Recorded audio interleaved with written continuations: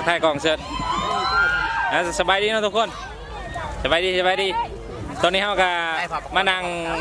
เสียการแข่งขันเรือเนาะก็คือเขานั่งทั้งฟังเบื้องหน้าบัญชีเนาะคนโบราณไปได้แต่คือว่าบรรยากาศดีทางฝั่งวันนี้มันโบแดดไปได้เนาะ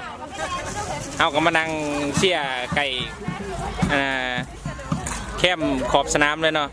สนามจะไปเบื้องบรรยากาศ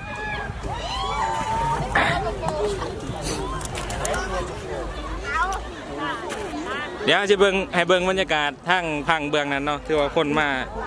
าเสียหลายแม่นแหละเดี๋ยวแชร์เบิ่งบรรยากาศตอนนี้กำลังเรือแข่งกับกำลังวอร์มลงสู่สนามเดี๋ยวจะไปเบิ่งบรรยากาศกองเสียมาก่อนเรือเนาะคือว่าตอนนี้พังเบื้องนั้นถือว่าแน่นเลยเนาะแต่ว่าพังเบื้องนี้ยังว่างอยู่ถือว่าห่มเลยยังมาแรงกับพังเบื้องนี้ห่มแต่ว่าพังเบื้องนั้นยังแดดถือว่าคนมาเบื้องลายเนาะเดี๋ยวถาเบิ่งจังหน่อยเนาะบัดแข่งเนี่ยสิถ่ายให้เบิ่งบรรยากาศกองเสียเนาะตอนนี้ก็เก็บพร้อมแล้วเนาะยังแต่เพื่อพระท่านออกแต่ว่ากองส้มกองเสียนี่เก็บพร้อมแล้วบรรยากาศการสอบเนาะ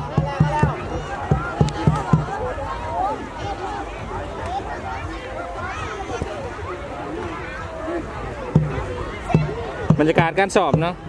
เพื่อลงสนามตัวจริง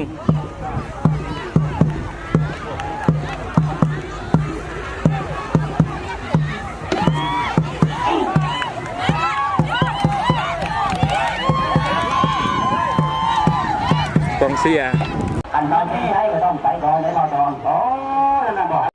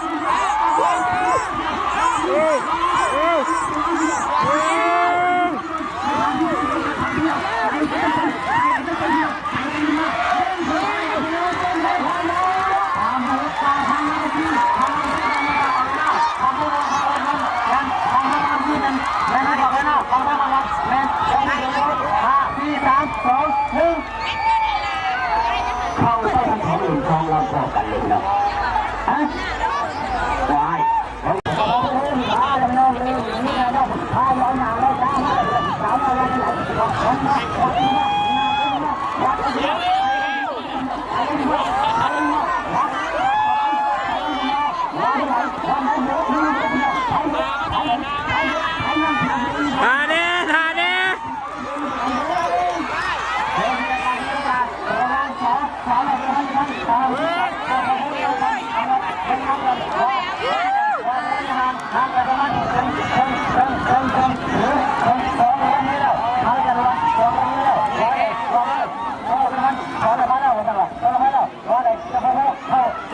เพื่อที่